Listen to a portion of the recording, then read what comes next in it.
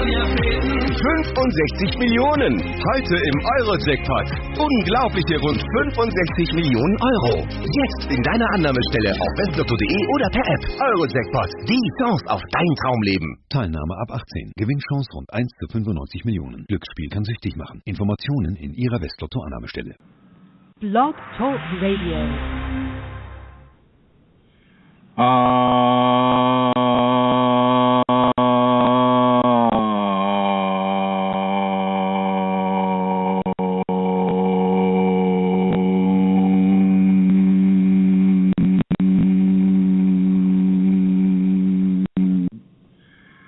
Hello, everyone. Welcome to this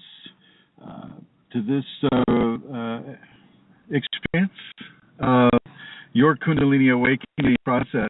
My name is Chrism, and I'm sitting here looking out across the bay, the San Francisco Bay. It's a sunny day here in California, very sunny. It's kind of hot sitting here in the car, but I can see kind of a smoggy view of the Bay Bridge and the skyline of the San Francisco skyline, the Pyramid Building, and I can see the Bank of America building, and Twin Peaks, and the Golden Gate is right behind one of the islands right here that I'm looking through. At a place called the Richmond Point. If any of you have Google Earth, you can Google Earth, the Richmond Point in California, and you'll see where I'm sitting right here.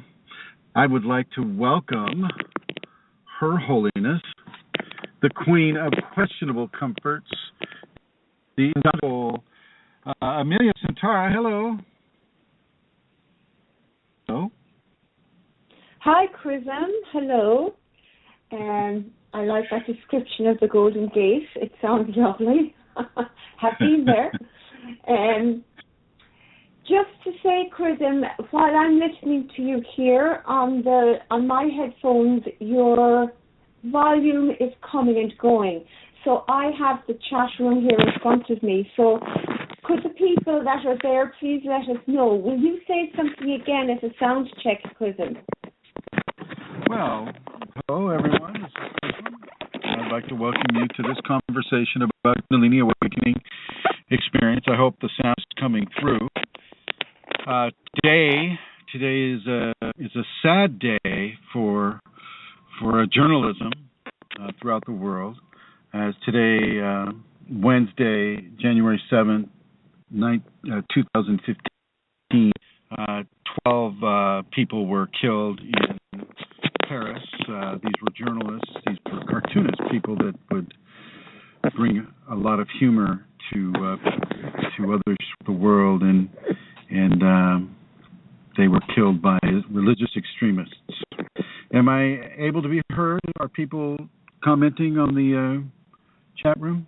No, they're not. Oh, Elizabeth now and MJ goes in and out here. Have you been moving, Chrism, a lot in your seat? No, I'm just sitting here in the car. Now it seems to have balanced out. Okay. Okay, now, all right. Movement again now. Mm-hmm. Well, I'm holding it. So. Oh. I'm holding it in my hand here. Maybe if I set it down somewhere. Hey, I'm going to set it down here. Right here. How's the quality now? Okay, Elizabeth had just said it was a little better.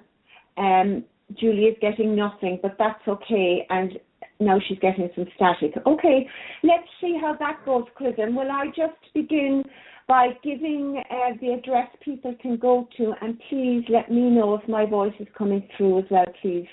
The address you can go to if you would like to make a donation to the work that Chrism does to support the Kundalini Awakening System groups, and you can go to this website. It's www.ascension-kundalini.blogspot.com, and in the upper right-hand side you will see that donate button, and you can make a donation from there. If you don't have that facility and you would like to make a donation through a bank account, you can drop me a line at kundalinimatters@gmail.com, and I can give you the information on how to do that. But again, the website is www.ascension-kundalini.blogspot.com. And MJ says, you are perfect now. Oh, that's nice. Thank you, MJ. Wow. So, Well, I've always okay. endeavored for perfection, but finally I've attained it. So yeah, that's it, Chrism. So, shall I go into the blue? No, stay in the red, Shakti red, where you're comfortable. Unless I hear noises, and I don't hear too many noises coming from your end, which is unusual in and of itself. No. Usually, okay. Nothing to you at all. It's just usually when I'm dialed into Ireland, I get some sort of a noise type of pattern. Certainly nothing, connected with you. So today is a sad day in France. 12 cartoonists were murdered in their office at an editorial meeting, and this is a sad illustration of what we're faced with as Kundalini people in this world. Extremism in so many different ways throughout the world has had a sculpting effect on our societies, on the many different societies, and in the democratic societies of the West, Europe, United States, Australia, some parts of South America as well. It's extremely important to have the freedom of speech as well as the freedom of religion. And as this extremism demonstrates that we certainly still have challenges in this world that preclude us from practicing in freedom, the freedom of expression, the freedom of belief, because this was an attack against. I'm going to go ahead and put you in the blue here, my dear. As this was an attack against journalism and the concept of journalism, this is going to probably have the response of a heightened security scenario, a heightened level of distrust, heightened levels of fear, many different heightened levels of defense and protectionism. And from a Kundalini context, you have to be very careful who you tell about your Kundalini these days. People will hear the word Kundalini and they, it won't sound French. It won't sound Scandinavian. It won't sound American. It'll sound definitely of a Sanskrit or a Middle Eastern quality, even though it isn't Middle East in its origin. And people may begin to judge you. I recall as Magdalene and I were in Mostar, Bosnia-Herzegovina, just a few months ago, Christians were looking at me like they wanted to kill me because I had a beard and I looked Muslim, I looked Islamic, and I know what that feeling is like, and I know that a lot of Islamic people now are going to be living in levels of fear inside of a supposedly democratic country. It's no longer democratic because of what some of their religious peers may have done. So it's a very difficult world to be Kundalini awakened in, and I want to give you all just levels of cautionary advices. I don't want you to go around in fear at all, but I want you to realize that there are very many competing ideologies and religions and governmental strategies for how they want their populations to behave. In Singapore, you can't chew gum. In the United States, you can't do a lot of some things that you can do in a Middle Eastern country, like have multiple spouses and things of that nature, or relationships with children in certain respects. And so we live in a world that is very, very, very different within itself. And as a Kundalini awakened person, you need to really understand it and honor that. Honor the belief systems of the different worlds. And I understand the freedom of speech scenario, I really do. And I support the freedom of speech, and I support the freedom of religion. When you're in an Islamic country, you need to be careful not to do things that are disrespectful or advertising your ignorance of their culture and of their belief systems.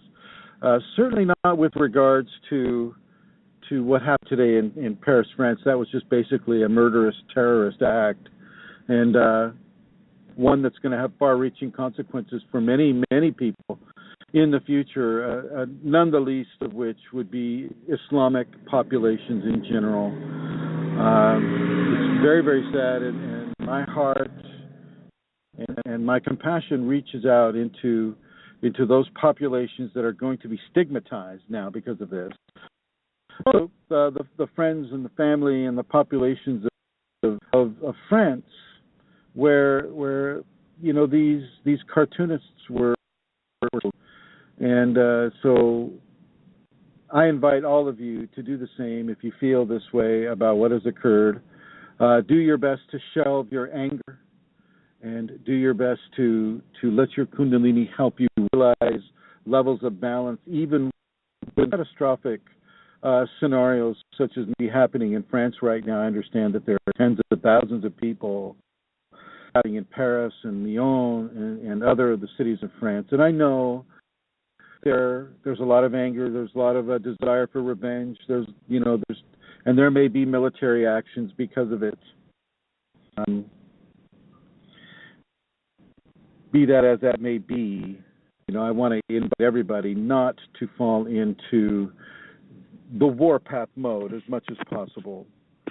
I wasn't going to talk about this today, but I am talking about this today. And in regards to this being the first of our programs in the year 2015, I would like to honor the year 2015, and I would especially like to honor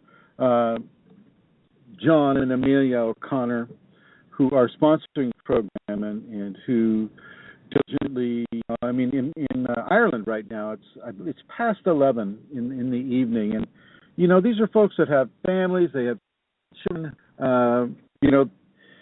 they're not getting any payment for this at all. I'm not even sure that accepted if it were offered, and so I just want to give a hearty thank you to John and Amelia O'Connor and the whole O'Connor clan, of which there are many, for providing this vector of communication about your Kundalini Awakening experience. Much of this program will be about tolerance, how we can tolerate certain disastrous types of things as happened today. And there's also happened in Iraq, in Afghanistan, and what is happening in Syria right now. France is not the only place that is losing people to violence and to not Islamic, but just religious extremism. Lots of people are losing their lives in this way. I make a compassionate prayer of grace and balance to those people who are suffering right now within different levels of hurtful activities that groups are designed to go on, such as the one that happened in Paris today, but also the ones happening in Syria and Afghanistan and Iraq and Iran and Yemen and Saudi Arabia and the Gulf states over there. Tolerance is not the easiest thing to come by within a Kundalini context. So much of our sensorial input is increased and heightened and amplified within the Kundalini that just the top of the pin can sound like a tree falling. And I want to encourage each and every one of you that has your Kundalini going right now to really realize that this is the Kundalini amplification that is occurring within you. It is the amplification of your senses. It is the amplification of your emotions that are attached to the amplification of your senses. This is very important for you to understand, so that you don't handle it in a way that you may normally handle an irritant or another type of a quality that before you may have interpreted as a nuisance or as or as something to be put down or ignored or in some way responded to in less of a tolerant manner. Realize that these gifts are not going to go away. In some ways, they're going to. Eyesight will increase. Your ability to smell scents will increase. Your hearing is going to be increased. The tactility of your body is going to increase, and along with the heart rate increase, the lung capacity increase, and the blood pressure increases, and all of these different levels tie in to other different levels that tie in to other different levels that eventually end up in the chakra system, and eventually end up with the Kundalini amplification system that is, of course, connected to the nervous system, the I forget what that's called. It's a parasympathetic nervous system, and some of the other systems within the body. Very important for you to understand this as you're going through certainly the earlier aspects of a Kundalini awakening. And I'm gonna ask everybody once again if these words are coming through, and Centaura, if you would go ahead and relay to me their answers. I just put you in the red, so don't cuss or anything. Yes, sir. I've just asked the question there, actually, so we'll see. Julie, yes, Julie is hearing now, so that's good.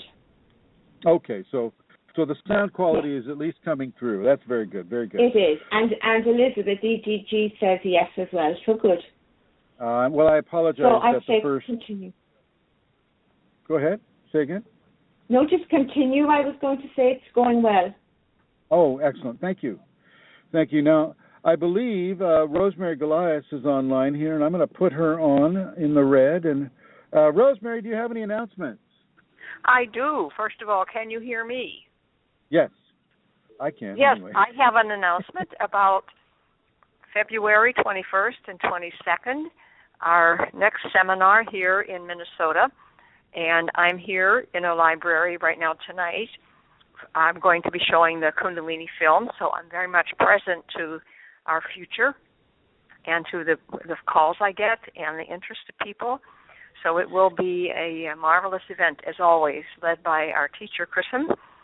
And my contact information is 651-452-3161. That's the telephone. Yes, and the email address, rosemaryg@usinternet.com. And I'm always delighted by either method of communication to communicate with people interested in our work. Very good. And this is taking place literally not in the entire state of Minnesota, but in the city of Minneapolis/St. Paul, at a place called the Best Western Motel, Dakota Ridge. Correct? Yes, that's correct. Thank you. All right, my dear, I'm going to put you back into the Kundalini Blue. Thank you for that announcement.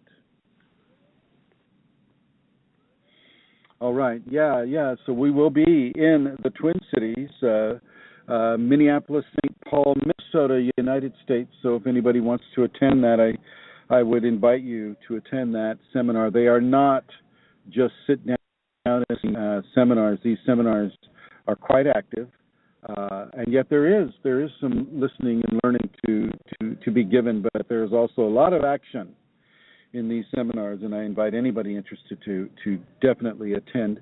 I would like to say hello to everybody who's listening in the archives, and these archives are open to everybody 24/7. So this show, indeed, as with all the other shows, are archived.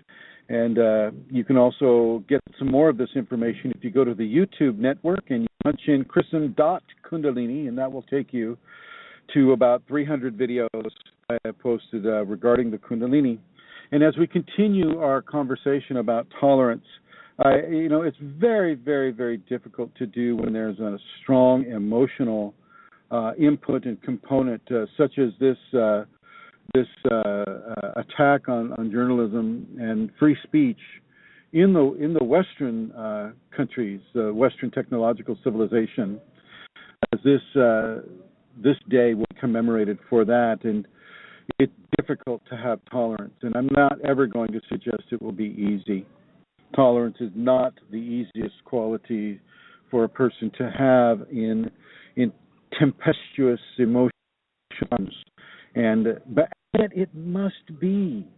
You really need to try to reach for it, and this allows you to have a level of balance. This allows you to have a level of equanimity within your Kundalini Awakening experience.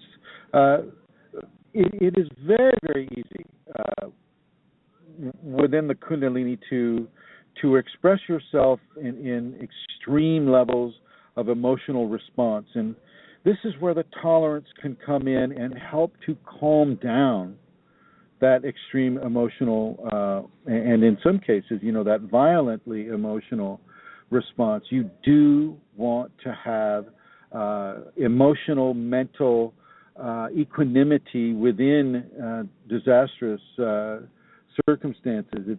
And yet it is not the easiest thing to do, but it is a very necessary thing for you to do. And what this will do is this will provide a level of strength and a level of balance that you can have and you can hold and you can express for others, for the benefit of others, as tumultuous things happen in the many different societies of this world.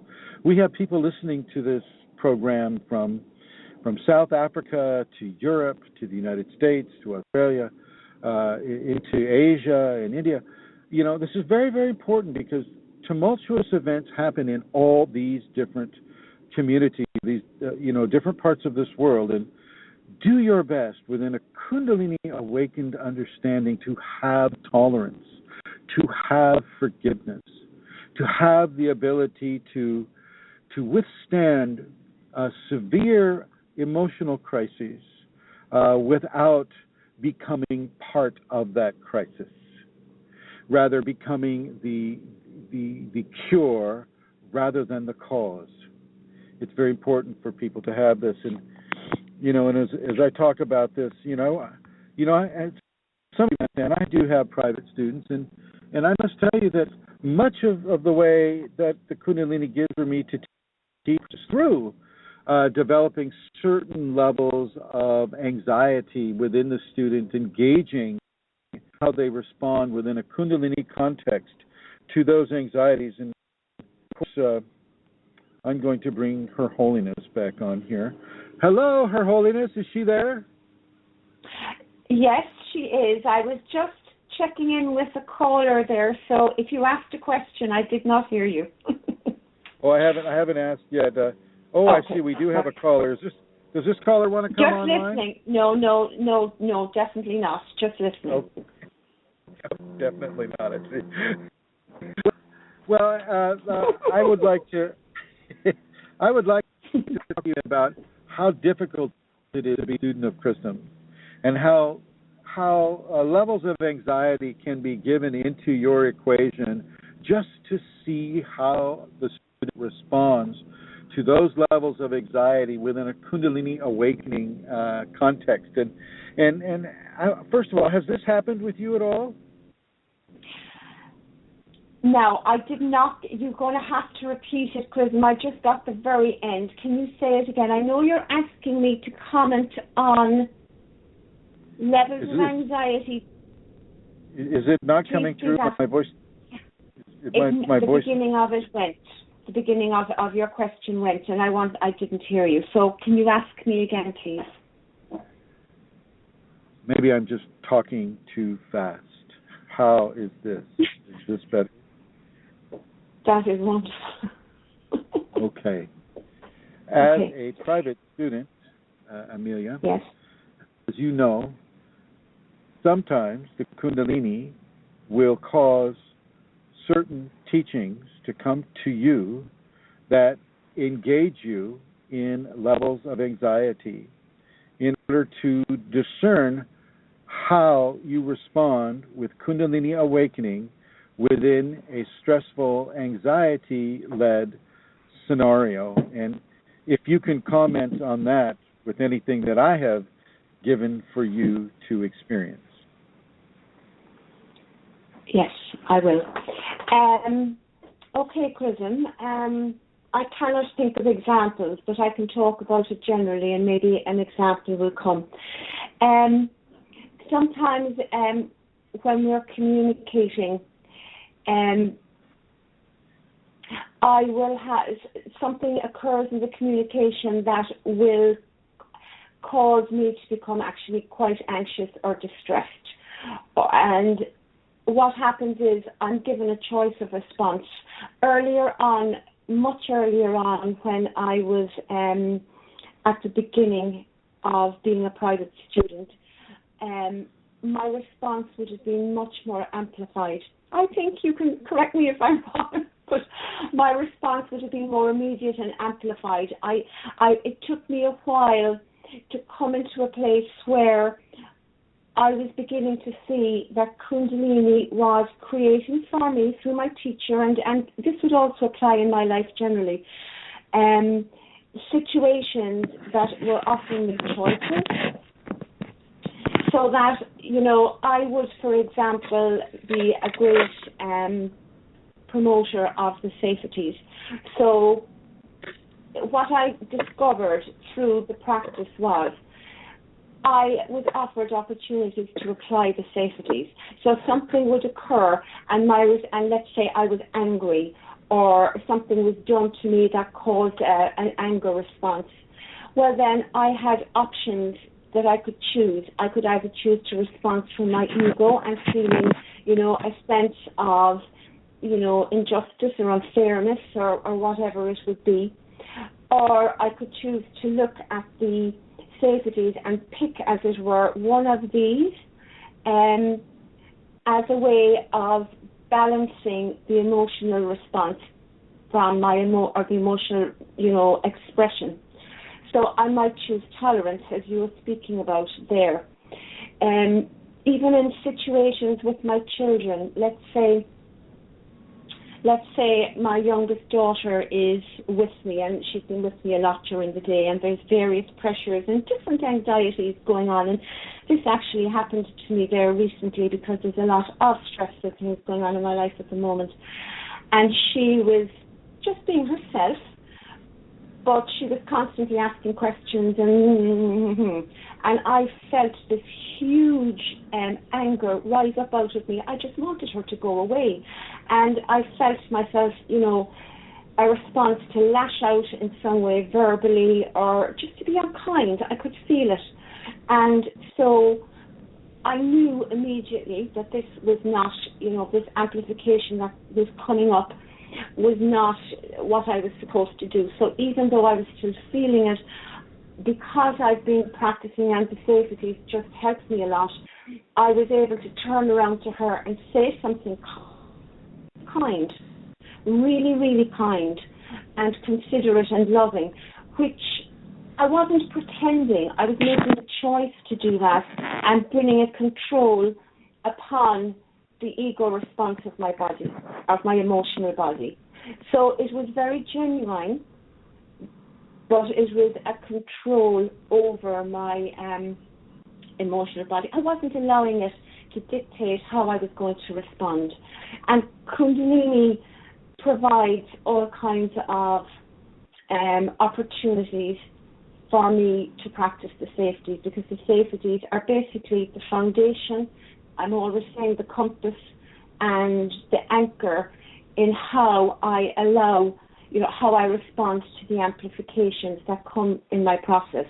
So if they're the anchor and the compass, it is from there and that point that Kundalini offers me opportunities to put that into practice and, to make those changes and those responses. And you do that very actively and deliberately as well, dear teacher. How an example of how I do that for you? Oh, I'm no good on examples. I can't think of one because I'm under pressure to think of one. I don't know. Can you think of one? I'm quite happy for you to tell anyone you wish, if you can think how about, of something. How about going out into a cold, windy rainstorm at 1 o'clock in the morning? Absolutely. Yes. Well, that's certainly, yes, you do that. You have done that. The response, Barefoot. Say that again? Barefoot. Yes, barefoot would be one aspect of it, and there would be others. Extend that image further up in the dark night, because I live in a situation, or at least I did, where I could do that quite safely. But very challenging, It's very challenging in its own way. And, something that, it's not like I want to do that.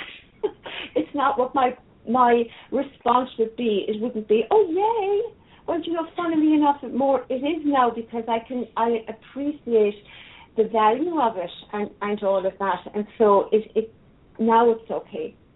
But initially, and what about asking you to completely submerge yourself in an ice cold creek with 4 inches of ice that you have to break through with a shovel, and then gladly, willingly hop in order to test the ability of your Kundalini to keep you warm? Yes. That also was done. That again is a lot. I mean, that is a choice.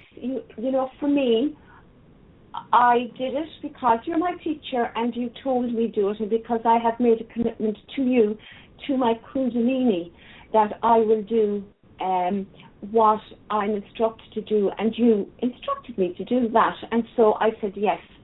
And so there's a surrender to my Kundalini in doing that, and it expands across all aspects of my life, that surrender. It's not just a surrender to the immediacy of a task, let's call that task, that you might ask me to do. It expands beyond that into other aspects of my life. And it's not as linear, if that's the right word, as just walking out and getting into the water, because all of my bodies of expression respond. My physical body initially is freezing. It's assessing how cold it is, and it's minus whatever. As my foot goes out onto the cold, frost, shiny, sparkling ground, that's having a response. My emotional body is feeling, quite vulnerable as well and exposed. And so there's levels of surrender happening to all of those aspects of the me that is saying yes. And so what levels of tolerance are occurring? But they're not linear either, because sometimes when if I'm given something to do directly from you, or if something just comes from the Kundalini or whatever, there can be an irritation come from me, that's part of it, a sort of what? You're joking me. You don't really expect me to do that. What's the point?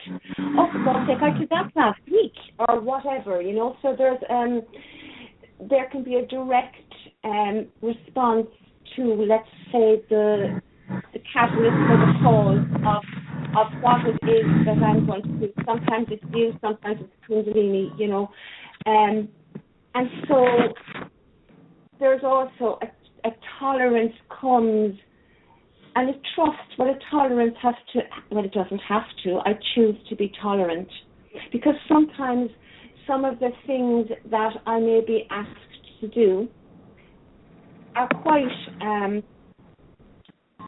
what's the word? It's not that they're trivial, but it's like repetitive, or, you might ask me to do the same thing over and over. and over and over and over. And so, and over. And that pushes my level of tolerance beyond what it would, might be expected to be. And that's a choice again. And that again expands and creates a greater level of tolerance in me, I hope, in other areas, in all areas of my life. Wow. I just got the big traffic release coming my way here. Must be a shift change or something. I apologize. I just traffic go by. Can you hear? Can ask for the chat room if they're being damaged by any of the any of the noises that are happening right now? Will you answer that question from Chrism? Is the noise okay there from the passing cars? I'm just hearing it as a and it's very quick. And not everyone is making there's nobody typing. Please type. No response. They're all asleep, obviously, because I'm talking too much. So can we? I feel like we're talking to a wall. They've all left. Just you and I. No, just you and I, Amelia. So, Julie, they all said it's fine, it's okay. So, there you go. They're probably, watching TV or doing laundry or, the stuff that you do listening to a radio show. They're probably, the ones who are not private students are probably going, well, that clears up something I was considering.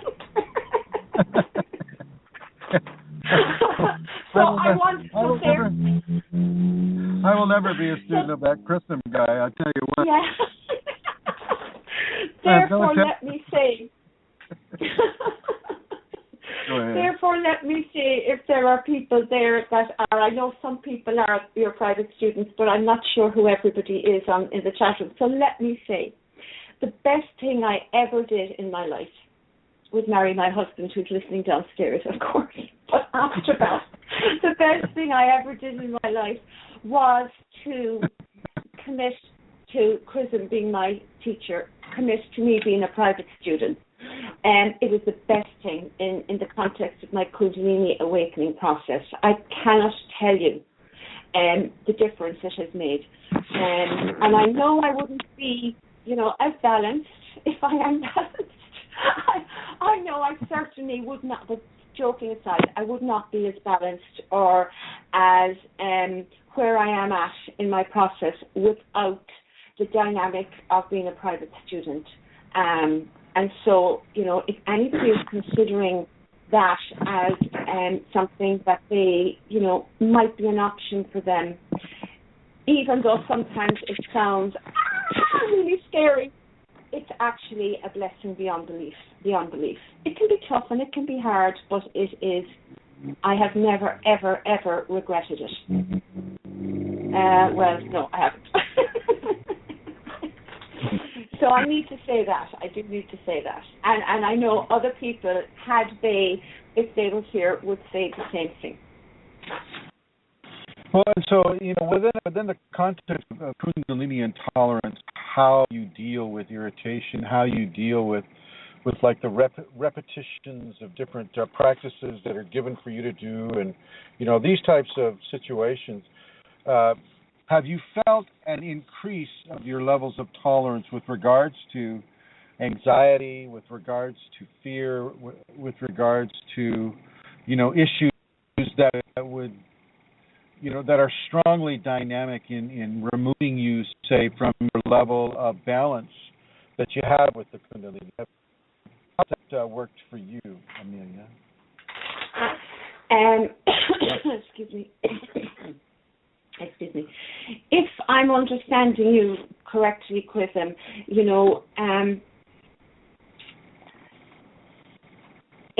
I look back on my process and on my Kundalini, what has happened for me is that things such as fear. I mean, people who don't know me would have no idea of how fearful I would have been at one stage in my process. I mean, really, really fearful and anxious. And going back, I would have had panic attacks. Give us Give us an example of what you were afraid of. I can't hear you now. You're after wobbling there.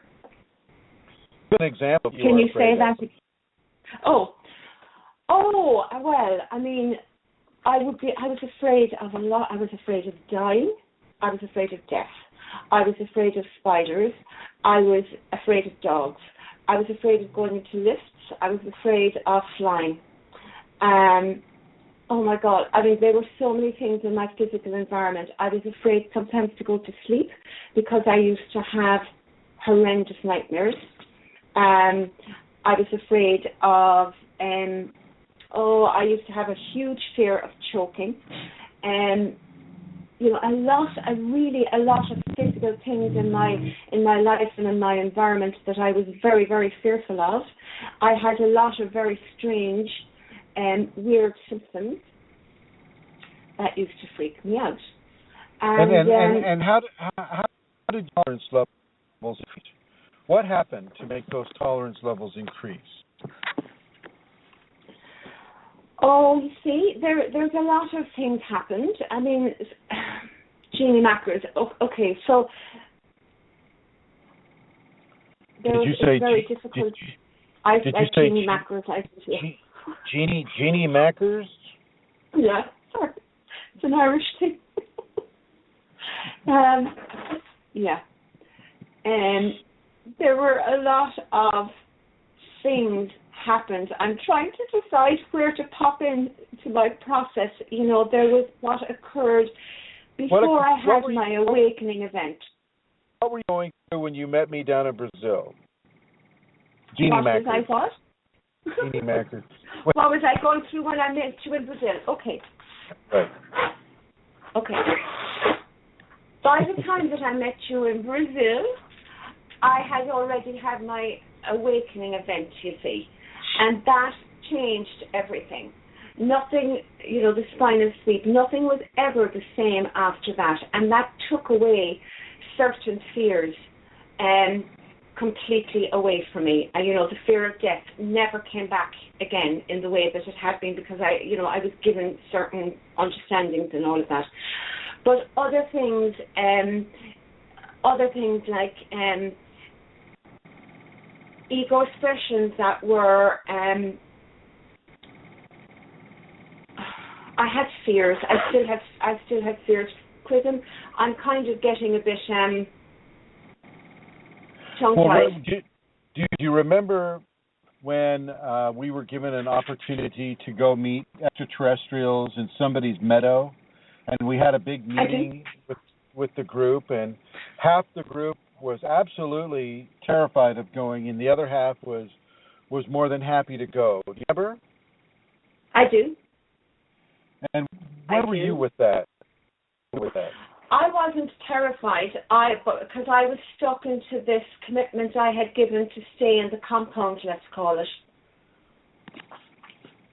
So that's where I was with that. I was afraid to, to break that commitment I had made.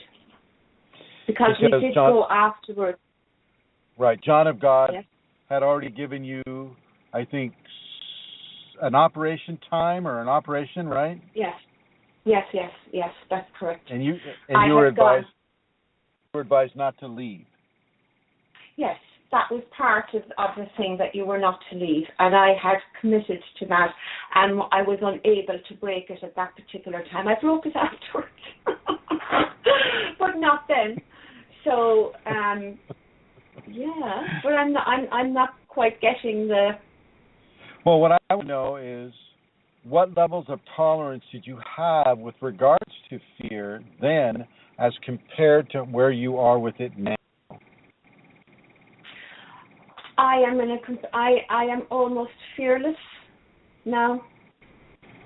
I'm not quite, but I still had a lot of fear and anxiety back then. I can't think of specifics. But I would have I would have been cautious about things. I would have been concerned as to the meaning of something in an anxious way. My sense of trust was developing, but it was much shakier. I mean, it was quite shaky. And, trust and tolerance are kind of tied in as well in the Kundalini context, because when you trust the Kundalini, then it's easier as well to be tolerant, because that doesn't, it clashes. You can't trust and be intolerant at the same time. So there's a lot of those things that are connected to each other. And so, you know, as time has gone on, those anxieties and those things that I suppose, you know, kept me stuck. Sometimes I would get stuck in, I can remember going round and round. It's not even a detour. It's like a whirlpool, you know, repeating the same things. You know, and that definitely, even though I can't give you examples, I do remember the emotions and the feelings. And that was from being in a place of anxiety around what was happening. Now, I was able to embrace some things, but in lots of ways I wasn't, Chrism. And so that eventually expanded more and more through you know, through the safeties and through the practice and through the teachings that I was given from you and from Kundalini. A big huge thing I feel is a willingness, not just a willingness to go do the work, because it is work. It's not so much that, you know, the Kundalini awakens and it's all fine. I mean, definitely the Kundalini, when the Kundalini awoke and I experienced, I cannot tell you in words that union with God. But then I came back and I was Amelia again, you know, the Amelia that kind of didn't, I'm going to use the word deserve that experience. I was gifted and graced it and shown divinity and the possibilities of how to live my life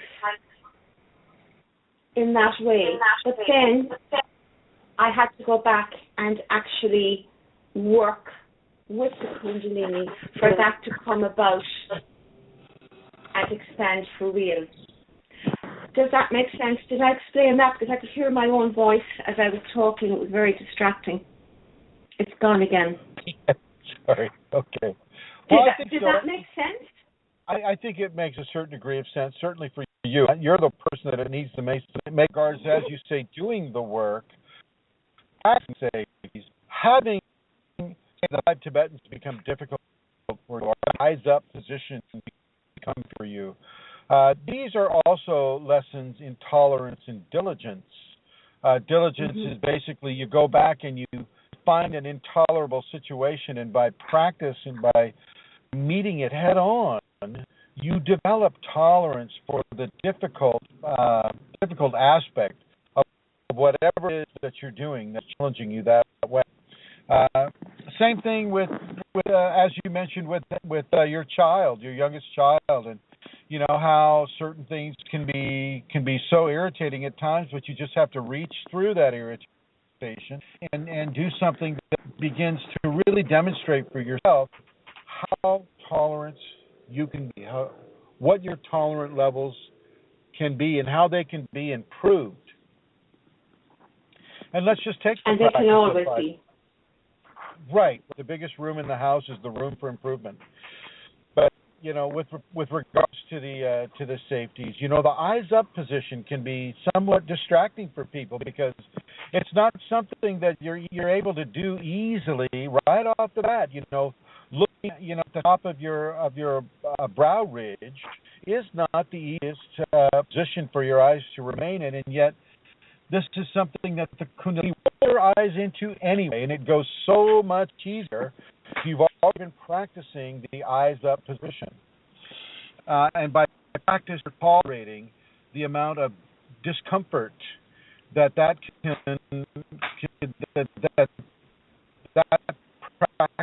can bring to you. And so facing an irritation, facing an anxiety that has the potential to take our mind off of what it is we want to do, and yet going ahead and focusing on it anyway, doing it anyway, being tolerant. When you're on an airplane and you're flying across, say, a continent or across an ocean, and there's a child that's crying in front of you, or really loud, you can't sleep, you can't watch your movie or whatever it is you're trying to do on the airplane, you can't do it because the child is irritating you. So, and yet, you must do it. You must be able to tolerate this. Tolerance is so amazingly important, and it's an action of the amygdala as well. If you, when you look at the amygdala in our brain coming into play with this, when you're able to put something in the back of your mind forcefully, that is the work of the amygdala.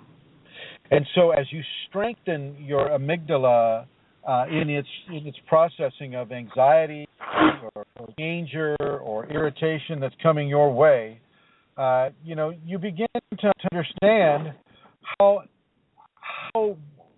you want to do to begin to engender levels of tolerance within yourself. There's a certain pattern that doesn't work well for you.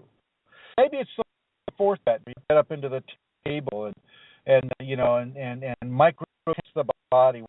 That is going to be irritating for a person that can't do that very easily, and so they're going to need to practice it over and over and over in order to get to the point where they can indeed do that with greater ease and with greater effectiveness. But at first, it's just not going to be so easy. And so you need to develop a tolerance for the discomfort that can come with that practice. That goes for meditation, that goes for prayer, that goes for, as Amelia so correctly stated, any of the circumstances that we can find ourselves in instead of our life that require us to have tolerance. Well, Kundalini really, really requires us to really focus on our tolerance. From our tolerance, we can move right into forgiveness.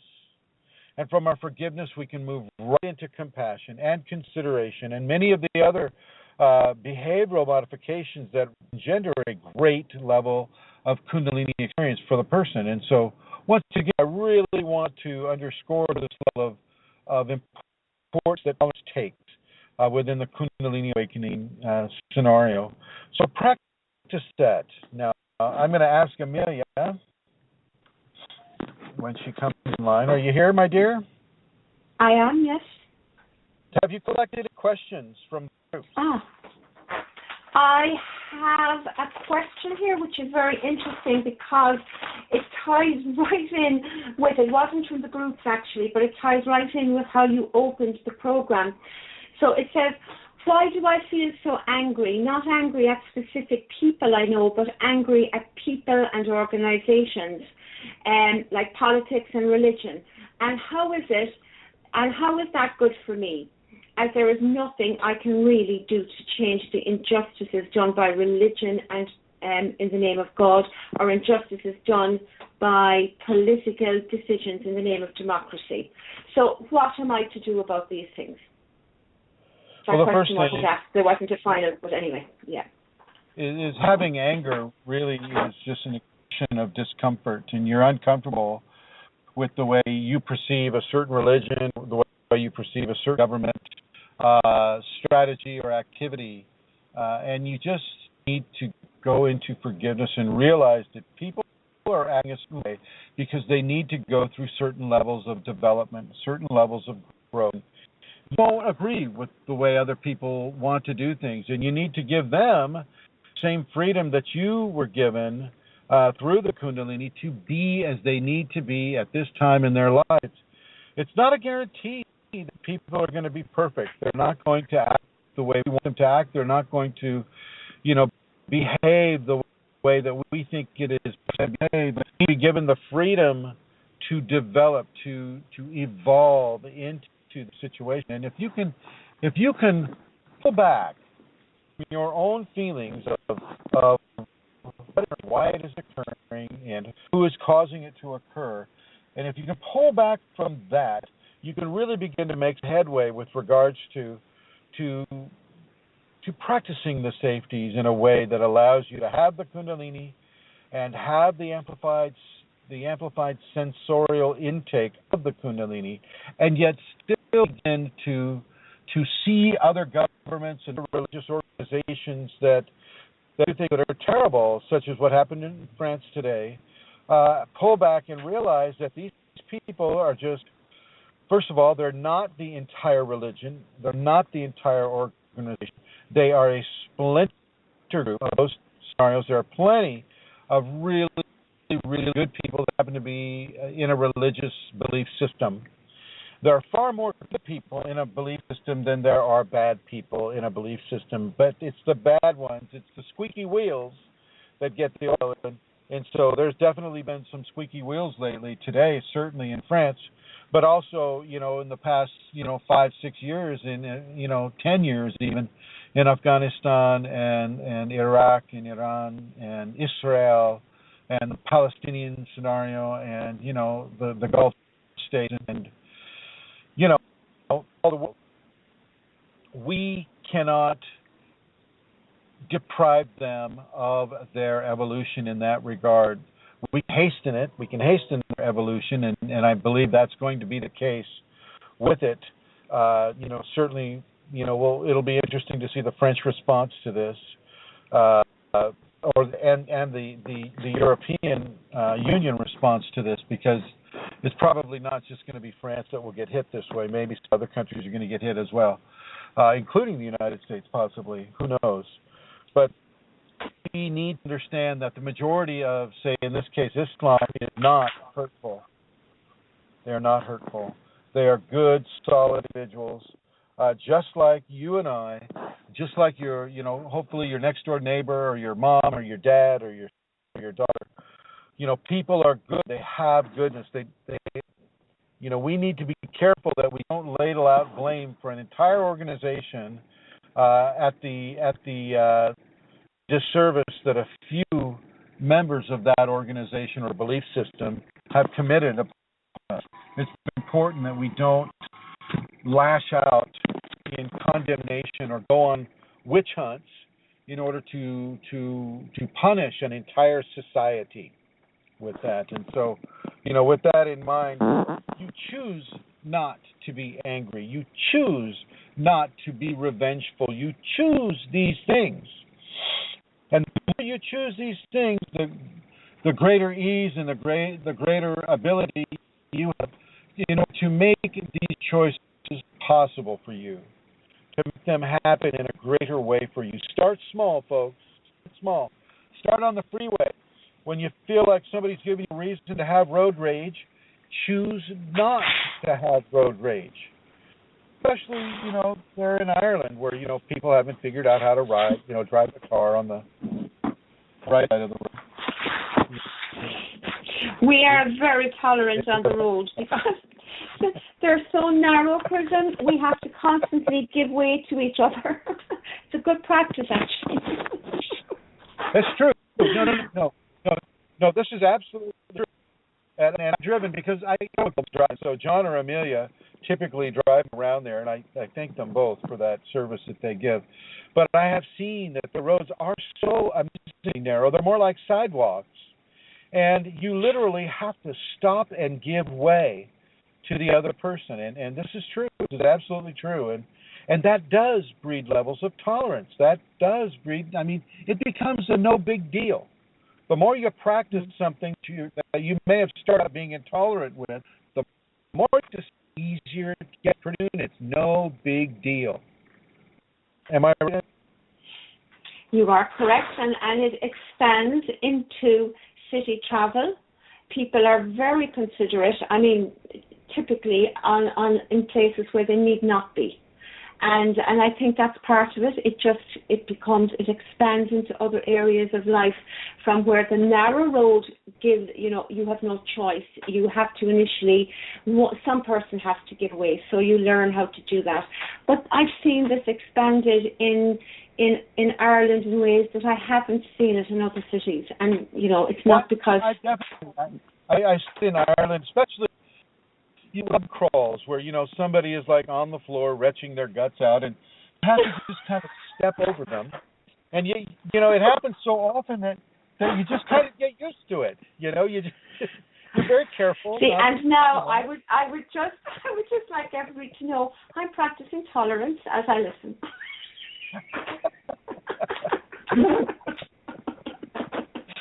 I wonder what that is.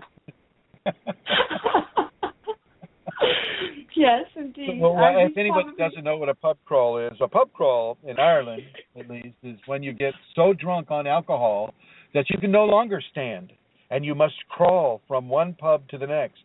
I'm not quite sure what the attraction would be for going to another pub, but there seems to be that attraction in you just have to be very kind and step over those people. Don't step on them. It's not well, polite. it's not really not defending, but defending. The word crawl actually is not, originated in the fact that people are so drunk they can't stand up. It means a slow progression down one street because you go into every single pub and none are passed. So, for some people they're tolerant. Thanks for that clarification. Some people, they still walk but that's the crawl bit. It's the slow progression down the street by going into every pub. So quickly moving the topic along. May I ask another question? Yes. Okay, I have one here on the two in my inbox. One is asking you, Chrism, if you can remember if you've ever made a video about numbers that constantly come to your eyes, like 101, 1111, all these things. This person is noticing it a lot and wondering why they are noticing it over and over. Sometimes it's the same number in the clock or a repetition of numbers, and what has it to do with the Kundalini, if anything? It's pattern recognition. There's a certain level of pattern recognition, not just with numbers, but also with geometric shapes. It also occurs with geometric shapes. 111, 333. Sometimes you'll get 333, 666, or you'll even see, when you're seeing 666, you're also seeing 999. You're just seeing it at the same time as you see 666. And it has nothing to do with anything that a Christian would imagine is of the devil or anything like that. It has everything to do. It has everything to do with pattern recognition, and a definite meditation first, and begin to look at their own patterns and the patterns that their expressive behaviors put out into the multiverse, into the physical world. As you see the 111, it can also mean 111. Well, that means a 3, and the 2 that are 1 and the 1 that is 2, that is also a 3. I mean, there are many different levels of mathematics that are involved with the sacred Kundalini is awakened.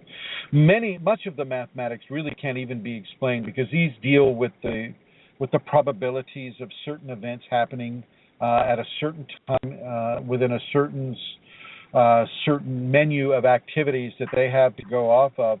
And if they choose a certain activity, well, then a certain kind of mathematics is put into place for them that allows a certain level of experiences.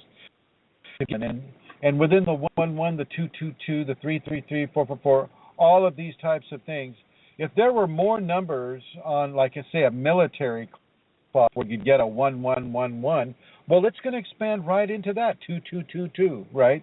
Military time will work well. It doesn't just work in threes, but it'll work with the amount of numbers that it needs to work with. Even on your odometer on your car, you may happen to just look down and see, 111111111, depending on how many kilometers or miles you have on your odometer. And so, with regards to that, a lot of people try to draw a lot of, mystical mystery tradition just around the repetition of numbers, and they go out to a numerologist and they go, oh, well, you got to add up all the numbers, and if you saw it at 3 o'clock in the morning, it means this. At 6 o'clock in the morning, it means that. At 9, 12, 3 in the afternoon, it means these types of things. And no. It's an opportunity for you to begin to understand that your recognition of certain patterns is being developed by the Kundalini. And even though this happens without people having the Kundalini, in the context of the Kundalini, when pattern recognition is built. Cool. Thank you. Julie has just made a comment, and it is, just today I saw a license plate that was 111-1111. I took a picture of it, laughing out loud. An appropriate question. What's your next question, my dear? Okay, so this is another one from my inbox. Could I ask Chrism what it feels like if Kundalini works on the lungs? Because I am not sure if that happened already or not. And that's from Tanya. How would you know if Kundalini works on the lungs? What it feels like if Kundalini works in the lungs? Because I am not sure if that happened already or not. Well, the lungs are part of the fourth chakra, it leaks down into the third chakra. And so certain levels of energetic response can be felt in the lungs. Certainly with regards to the capacity of the lungs, the lung capacity can increase. Detox levels in the lungs can increase and at the same time can shrink lung capacity because you're constantly coughing up toxins that a lifetime of breathing has given into your lungs. And so there are many different sensations that can occur. You can feel a level of tightness in the lungs as the Kundalini begins to hypertense all the muscles that are connected with respiration, and you can begin to feel the heart pumping through the lungs as your sensorial input is also increased through the Kundalini. I mean, there's many different layers of feeling and orienting towards a sense membrane within the Kundalini Awakening context upon specifically the lungs. As we, many times people ask me, oh, how do you do a meditation? What do you do? Well, okay, I'll say you sit down, you put your fingers in position, you put the tongue to the roof of your mouth behind your upper front teeth. You don't cross your legs, and you sit on the edge of the chair, and you follow your breath. Well, as your lung capacity increases, you're following that breath a much greater distance, and you can see the power of the intake and the power of the controlled exhalation. That generates levels of biodynamic coming directly from the matrix of the fourth chakra and the lungs themselves that can turn oxygen, nitrogen, carbon dioxide, argon components within the air we breathe into literal energetic particles of prana through the exhalation, which, if you follow the power prayer that we've done another show on, is what can really power a prayer into existence, i.e., I can just see Amelia just going, oh my God, my poor car, my poor wonderful car is like almost kaput, and God, it seems it's turning into a money pit now. Oh, I need to do a power prayer, and oh my gosh, the kind of car I want is a blue car, and I see an H on the car somewhere, right? No. Oh man, a blue car. Now she's driving a blue car that's a Honda. What do you know? So you can really feel the energetic as it leaves the lungs. You can really feel the expansion as it enters the lungs. And yeah, sometimes it'll be a virus that takes up your whole chest area. Sometimes it'll just be, as I said before, a tightening up of the chest muscles, a submerging of the diaphragm under the rib cage.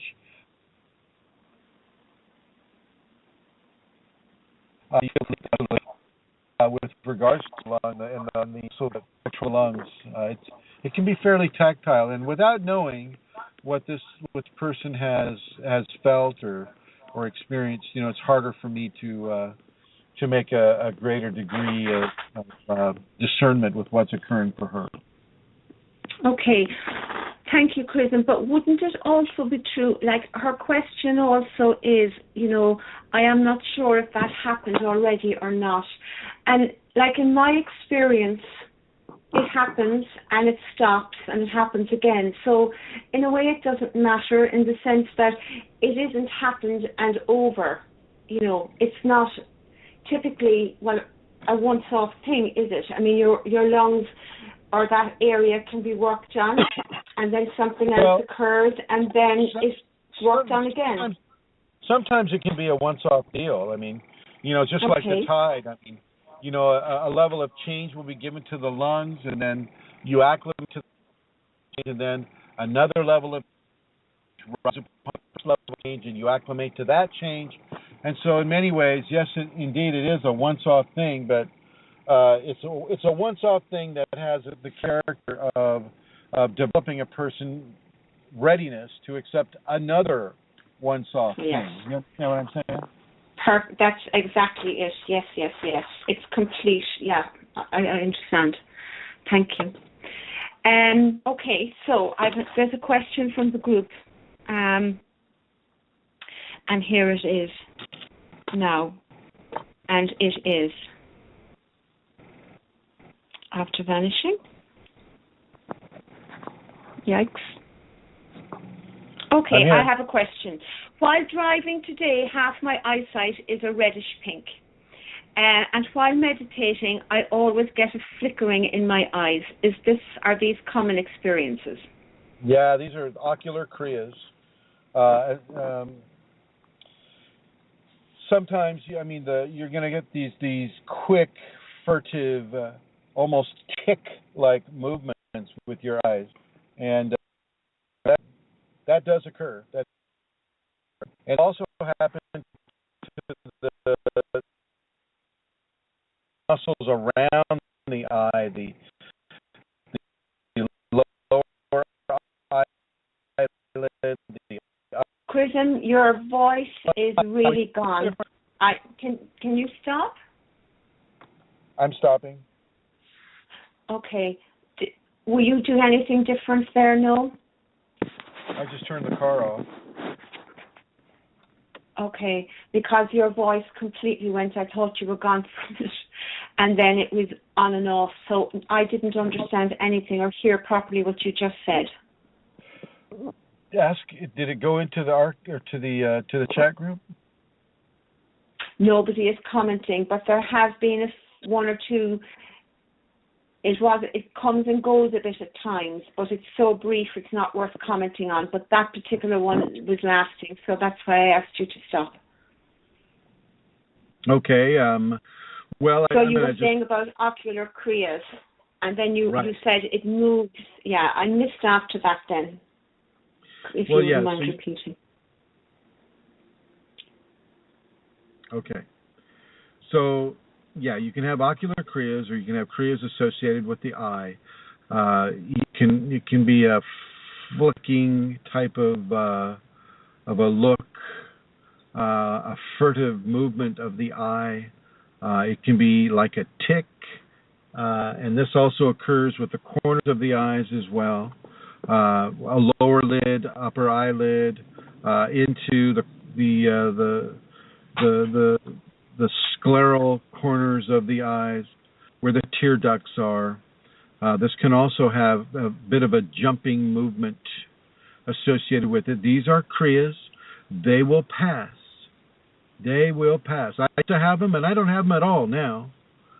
So at least I can tell you from my own authentic experience, having had these for some time, they do eventually resolve themselves. So just so you know that this is normal, this is part of the Kundalini, and it's nothing to be concerned with. Okay? Did you get that? Thank you, Chrism. I did. That was great. That went really well. Fashchi said actually it was extremely choppy. And MJ says, dealing with blog talk is teaching me tolerance. Laughing out loud. Good example, MJ. Oh, no kidding. Yeah. I tell you what. Yeah. I apologize. I apologize to everybody who's trying to make heads or tails out of some of these conversations. I know that the technical details of blog talk, haven't always been the easiest thing to deal with. But you know what? I mean, this is what we're given, and so this is what we deal with, and it is an excellent opportunity to deal with tolerance and to develop tolerance. So There you have it. That she says it's fine again now, and that's what is happening. It comes and goes, but that particular time, wow, it was bad. So, actually, those eye tics, Chrism, I would have experienced those for quite a while as well at one stage, and they're completely gone. But occasionally, you know, I would still get some eye things, such as, you know,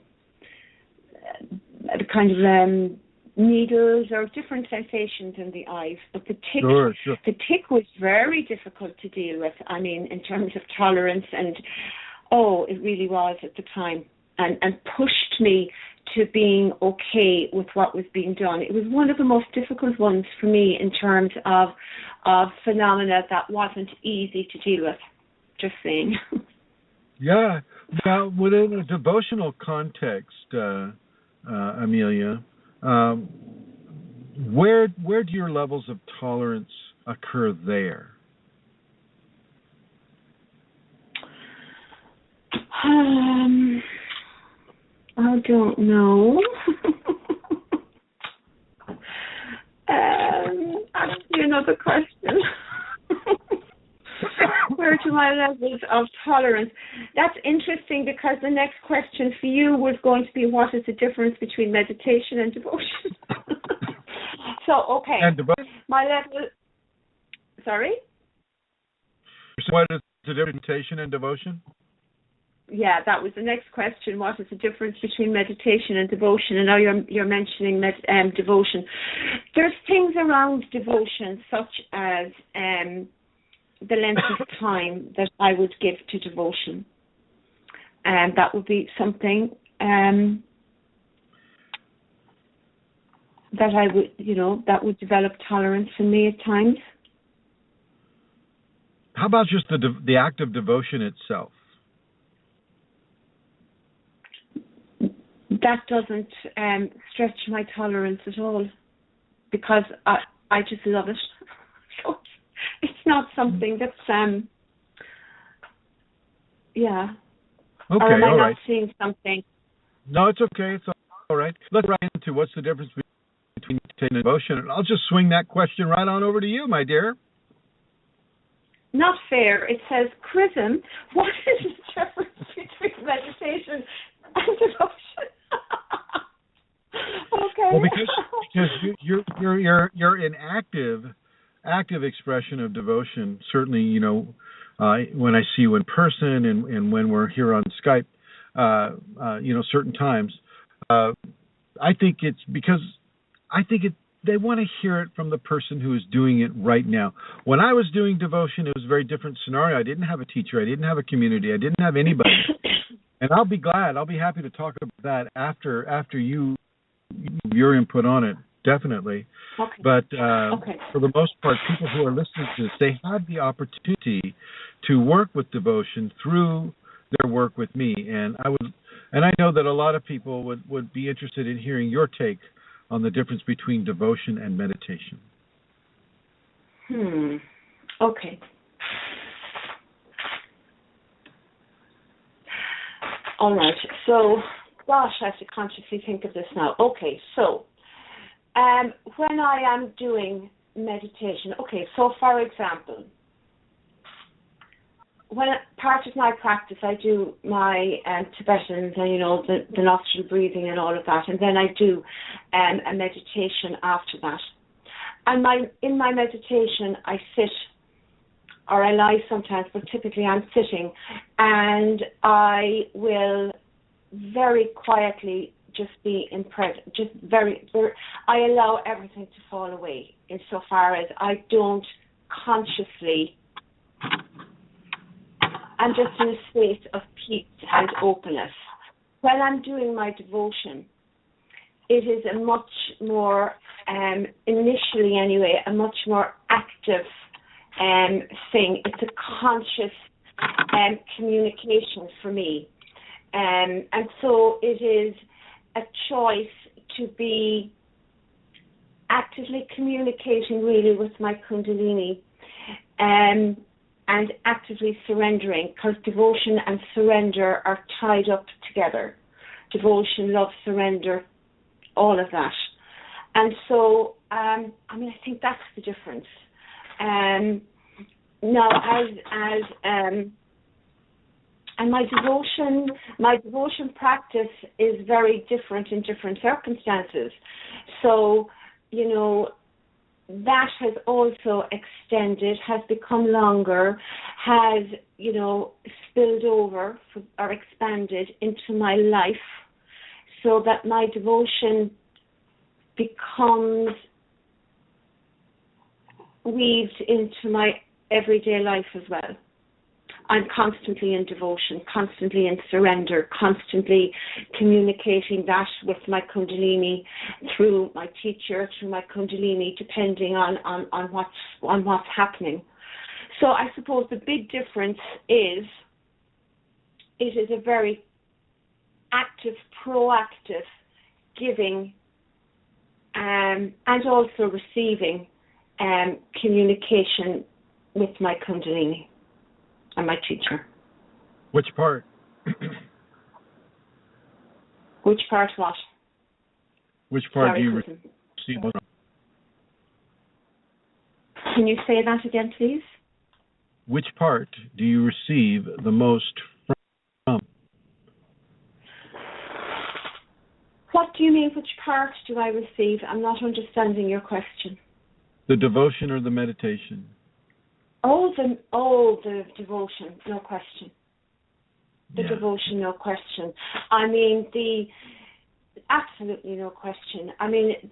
There's great value in meditation, but while I would have, that has shrunk. In a way, devotion is a meditation as well, in its own way. But no, I receive in what I receive during my devotion, I just cannot put words on, but I can try. It's received. There are the actual infusions that occur as a reception in my body, so I feel the Kundalini respond in my body. There is an actual reception that comes to me. I just can't put words on it, actually, Chrism. It's very, very difficult. It is something that really needs to be experienced. And even if I was to be asked, what do I do in my devotion, I would probably be very reluctant to say, because that is a process in itself as well. What I do now isn't the devotion that I was giving to Kundalini a year ago. That also has been a process of itself. So what I'm doing isn't necessarily, we all arrive, I think, there are signposts and there are things, that one can do. I would have began, I suppose, with a real sense of devotion to the Kundalini, but wanting something that would establish a continuity of that, not something that I just did when the mood took me. And so, like, one of the practices I would have began with would have been the Tritaka practice, being devotional with the picture of my teacher, and that's a very good way to begin. That's the way I began. Maybe other people begin differently, I'm not sure. And so through that, just beginning that, doing nothing more than being with with that, a process begins, and the surrender to the... Go ahead. Sorry? And the surrender and the giving of oneself to the Kundalini, to the Kundalini's agenda, opening up all the aspects of me that I'm willing to give control to the Kundalini, that I'm not, I am willing to give that, and I actively give that control to the Kundalini. And then the Kundalini also responds, and it's devotion is, it is such a grace. Grace is because grace is fluidic. It's not. it's not something that's stationary. So, it's something that flows between, you receive and you give. You give, you give, you give, you receive. It's amazingly beautiful. And it has changed everything in my life. I mean, I could go on then about phenomena, and I could talk to you about what has been given in that sense. But it's not so important. It's it's all the, those things aren't important, but at the same time they're there, and they occur, and they happen, and there's things like bliss, and all these beautiful experiences that come as part of it, but isn't the reason that one does it. I mean, the reason that I do it and that I want to do it is in order to open myself up to do and be, and as the Kundalini has as its will for me. And I know that the Kundalini has this agenda for me, and that's how the devotion is what allows me to open myself up to that. And there is nothing in the world that I know of like doing that. It's incredibly beautiful and amazing. And, I would go so far as to say it's why I'm here. Yeah. That's beautiful. That's beautiful. And I want to thank you for that excellent explanation. And when you don't have a teacher and you're just by yourself and you don't have a lot of information, devotion becomes a meditation of love. To all the different components of love, and the tolerances that are a part of love, the forgivenesses that are a part of love, the compassion that is a part of love, the sympathies that are also a part of love. And then when you experience the oneness with all that is, the oneness with God within, say, the primary spinal sweep up the spine, you begin to live a level of devotion all the time. It becomes something that you cannot not do. You can have devotion every second of the day, even in your sleep. You go right into devotional states, and it's very beautiful, beautiful, beautiful meditation of love, a meditation of divine love and the qualities of divine love, and forgiveness and tolerance, patience, compassion, consideration, sympathy. These are all qualities of divine love. And they coalesce around the individual going into a devotional practice in a maelstrom of effect. And as Amelia said, there are many levels of phenomena that will occur. I think most levels of phenomena will occur around a devotional practice and around a devotional based experience with the Kundalini. As you begin to have Kundalini, you're expressing love for the Kundalini, and as you express love for the Kundalini, expressing love and acceptance and surrender to the phenomena that comes with the Kundalini. And even though you know it is a phenomena, or even if you don't know it is a phenomena, you are guided on levels of not becoming too over attached to that specific phenomena. It doesn't work with everybody that way, but for a lot of people it will work that way. So it's very important to practice a meditation of love that we are referring to here as devotion. And as you give to your teacher, as you have a picture of your teacher and you do a motion upon staring into the eyes of the teacher, as I do, people that work with me, this will have definitive results upon you vis-a-vis the energies that are coming from teacher into you. And this isn't necessarily the personality of the teacher. This is the Kundalini of the teacher. And you always want to make that separation. Yes, indeed, Kundalini and the teacher are one, and that teacher you have been guided to embrace is a reflection of the Kundalini itself in a material physical form. But you also have the Kundalini too. That within you is also driving you and helping you to achieve levels of love and levels of grace based upon that love that far exceed what anybody can really experience with normal non-devotional meditation. Meditation is great. Meditation will take you into states that are the stillness states. It can take you into a void. It can help you learn and help you become okay and tolerant of the great black void, where where everything is nothing and nothing is everything.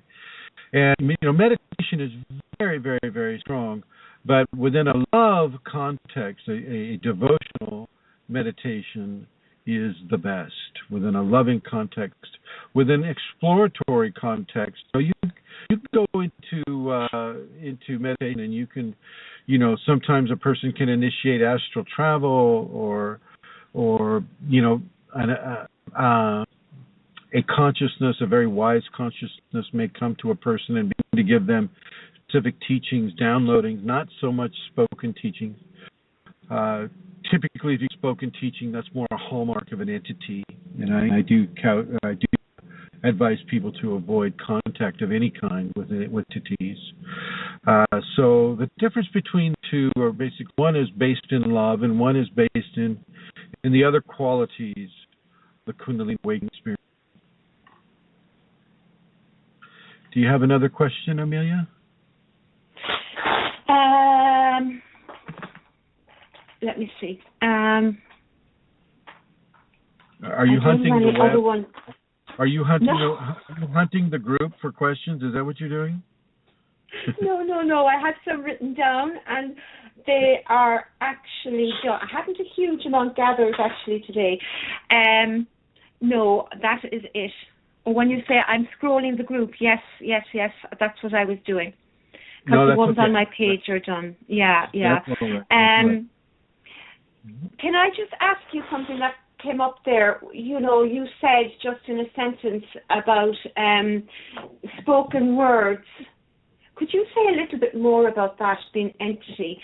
Sometimes people talk about I heard, and we don't necessarily mean we heard words. But if you do hear words, actual words. Typically the Kundalini won't speak words to you. It'll give you feelings. It may give you a vision. It may, and if it does speak words to you, it'll be very, very, very, very short-lived. Like, just say your name. It'll say Amelia in an empty room, right? You're the only person in the room. For the most part, entities are the ones that will try to shove their way into your experience and begin to manipulate you based upon your response to them. And so this is why I say don't do that, because unless you really desire a form of possession, there is no goodness that will come from being possessed by a discarnate or a consciousness without a body. As far as the words being given, now you can be given words in your dreams, like you'll wake up with the word treasure, or you'll wake up with the word tolerance, or you'll wake up with the word obedience, or something like that ties in with, say, some level of your practice that the Kundalini wants you to tighten up. The Kundalini can come to you in a dream. The sacred feminine will come to you as a talking tiger, or a talking serpent, or a talking little girl, or something of that nature, and all of a sudden this being will come up to you and say, Amelia, you should really try to do some devotions before 12 a.m. at night, because it can be difficult for you otherwise. And this may occur to you in your dream state. And, these are important things to pay attention to within the dream state. Entities can also come to you in your dream. They can't necessarily dominate you in your dream state. That's the important difference. Not saying it's impossible, but it's just really not that typical. Okay. Thank you. Could I just say something about the Kundalini sacred music? Sure. Eileen posted a beautiful photograph, which I think is a gorgeous photograph, of the work she did on the CD. Is that the picture? Is that the picture of the constipated teacher? Did you see my comment? I said, "You're great crack," meaning you're very funny. That is the picture. But she says on the group she has some various photographs, so you maybe, there are. I think it's a lovely picture. But But it's a really nice CD, and, so if you're lucky enough to be in the States or Canada, or you attend one of Chrism's seminars this year, you can get that particular CD. I also do the CD. It doesn't have that lovely picture, but it has your music. But if you're interested in getting the CD and you live in the States or Canada, please contact Eileen. Eileen Loro is on Facebook, or her email is Eileen Loro 55, is it? Chrism, I don't know. No, it's ELORO55 Okay. And if you live in any other part of the world and you would like to receive order Chrism's Sacred Music CD, you can contact me on Facebook. I'm Suntara, or contact me on kundalinimatters@gmail.com. And the music, everybody who has got the music recently have written to Eileen or myself, or have even made some comments on the group about how much they value it, and how much they enjoy listening to it, and what it means to them, and how it expands areas in their ears, and it's very joyful to listen to. People have used it as part of a meditation practice, maybe during the day, driving in the car. Some people put it on if they have some issues with entities, because the Kundalini Shakti is in the music. And it's really good music as well. It's something that, your Kundalini, the Kundalini within you, responds to. So I would encourage everybody to order the CD from either Eileen or myself. And let me say, it also is probably, besides the seminars, which are a different issue, it's a fundraising, donation supported thing that we can do that helps the work that Chrism does. So from that perspective, ordering the Kundalini CD, Sacred Music CD, is also supporting the CAS, the Kundalini Awakening Systems communities. And I'm seeing a question here, or a comment about from Julie, so I'm going to read it. I haven't read it yet. It says, what about seeing faces during meditation, such as of people you do not know staring back at you, or even seeing your own self staring back at you? Sometimes I see strangers in my face, but most of the time I see myself staring at myself, laughing out loud. So the first part is, what about seeing faces during meditation, such as people you don't know? And very common.